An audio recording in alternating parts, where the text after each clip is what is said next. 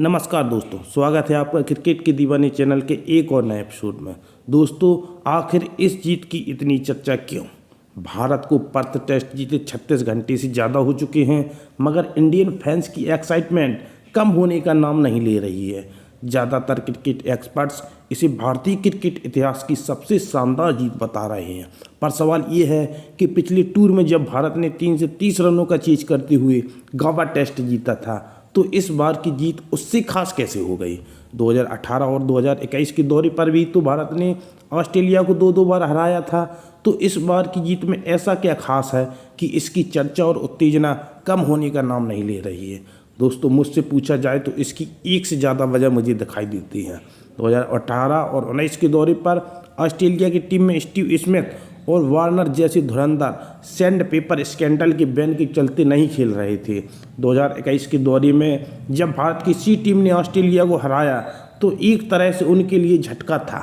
तब सब कुछ इतनी जल्दी हुआ कि उन्हें कुछ समझ ही नहीं आया। मगर इस बार के दौरे से पहले ऑस्ट्रेलिया की पूरी टीम पूरी तरह से तैयारी थी। मैंने इतने सालों में ऑस्ट्रेलिया मीडिया में किसी एक दौरे को लेकर इतनी चर्चा नहीं सुनी। ऑस्ट्रेलियन अखबारों में टूर को लेकर हिंदी में हेडलाइंस दी जा रही थीं। फॉक्स क्रिकेट जैसे हिंदी में कमेंट्री की तैयारी कर रहे थे। ऑस्ट्रेलिया के तमाम दिग्गज 3-1 और 4-1 से भारत की भविष्यवाणी कर रहे थे और अपना माइंड गेम खेल रहे थे। और सबसे ऊपर ऑस्ट्रेलिया बोर्ड ने भी इस दौरे में जिस तरह से वेन्यू रखे थे, उसी तरह से समझ में आ रहा था कि वो किसी भी कीमत पर भारत को हराने के लिए तैयार है। उन्होंने पहला मैच पर्थ के ऑप्टस स्टेडियम में रखा, जहां अब तक हुए चारों मैचों में ऑस्ट्रेलिया बहुत ही आसानी से जीत चुका था। वैसे भी वाका का ग्राउंड हो या ऑप्टस, पर्थ की मिट्टी ऐसी ही है कि ये जगह तेज पिचों के लिए जानी जाती है। पहला मैच पर्थ में करवाने के पीछे सोच यही थी कि भारत को पहले टेस्ट मैच में इतनी करारी हार दी जाए कि उसका सारा कॉन्फिडेंस आते ही टूट जाए। दूसरा day night test pink ball के साथ एडिलेड में रखा गया। ऑस्ट्रेलिया देश अपने देश में आज तक एक भी पिंक बॉल टेस्ट नहीं हारा है।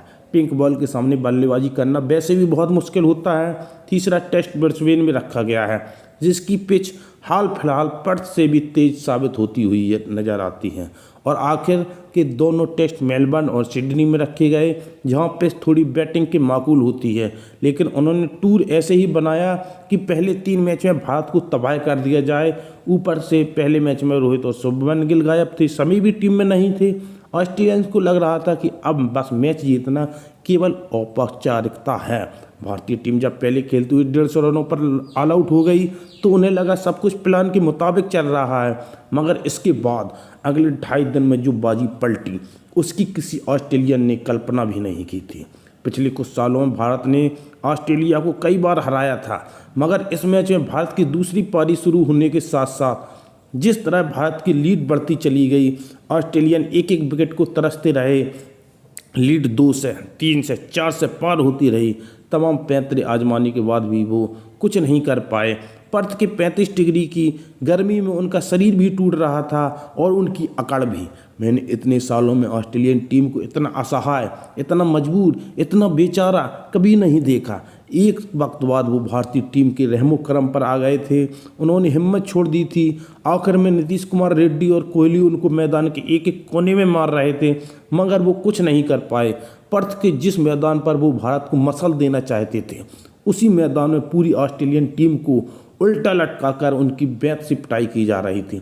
वो चिल्ला रहे थे, मगर मन ही मन में, जैसे हिंदी फिल्मों में होता है, माफिया अगर किसी को सबक सिखाना होता है तो वह उसकी जान नहीं लेता, बल्कि उसके हाथ पांव काटकर उसे छोड़ देता है, ताकि वो ना जी सके ना मर सके। एक वक्त के बाद भारत की तरफ से बनाया गया एक एक रन ऑस्ट्रेलिया को वैसे ही स्लो डेथ दे रहा था। आज लोगों में जो आप खुशी देख रहे हैं, ये ऑस्ट्रेलिया टीम को तड़पा तड़पा कर मारने की ही है। ऑस्ट्रेलिया क्या, शायद ही किसी को याद होगा कि किसी एक मैच में ऑस्ट्रेलियाई टीम इतनी मजबूर लगी होगी। सारी जिंदगी उन्होंने लोगों को ही मजबूर किया है, मगर इस मैच में वो जैसी दहाड़ के साथ आए थे और मैच खत्म होते होते जिस तरह मिमियाने लगे और बाद में मिमियाते जैसे वो शांत हो गए। उनके शांत हो जाने के बाद इस शौक को वही आदमी समझ सकता है जिसने 90 के दौर में भारत को ऑस्ट्रेलिया में खेलते देखा है। ऑस्ट्रेलियन इतनी जल्दी हार मानने वाली नहीं है, वो पलट कर आएंगे। वो इस वक्त इतने बौखलाए हुए हैं, इतने फ्रस्ट्रेटेड हैं जैसे शायद कभी नहीं हुए हों। मगर हमें इस इंडियन टीम पर भी भरोसा है। इंडियन टीम काउंटर पंच देना जानती है। जो तेज पिचें और तेज गेंदबाज भारत के खिलाफ ऑस्ट्रेलिया का सबसे बड़ा हथियार हुआ करते थे, वो खुद आज उनके जी का जंजाल बन गए हैं।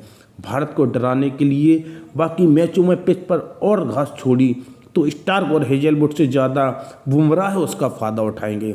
यशस्वी और कोहली तो फिर भी इनके तेज गेंदबाजों को झेल लेंगे, मगर बुमराह के साथ अगर शमी भी दूसरे मैच में वापस आ गए तो ये बेचारे कहाँ अपनी जान बचाएंगे, इन्हें खुद नहीं पता। ये चूहे बिल्ली का खेल अभी 1.5 महीना और चलने वाला है। लेकिन यकीन मानिए दोस्तों, अगर भारत ने 6 दिसंबर से होने वाला पिंक टेस्ट भी जीत लिया तो ऑस्ट्रेलिया का गुरु जिस गड्ढे में जाएगा और उनकी जो हालत होगी उसका अंदाज़ा हम सिर्फ अभी लगा सकते हैं। लेकिन तब तक इस जीत का मज़ा लीजिए और इंतज़ार कीजिए 6 दिसंबर का। और हाँ, अगर आप भी चैनल पर नए हैं तो प्लीज़ चैनल को सब्सक्राइब ज़रूर करें, जिससे हमारी वीडियो आप तक जल्दी पहुंच सके। तो मिलते हैं अगली वीडियो में, तब तक के लिए बाय बाय।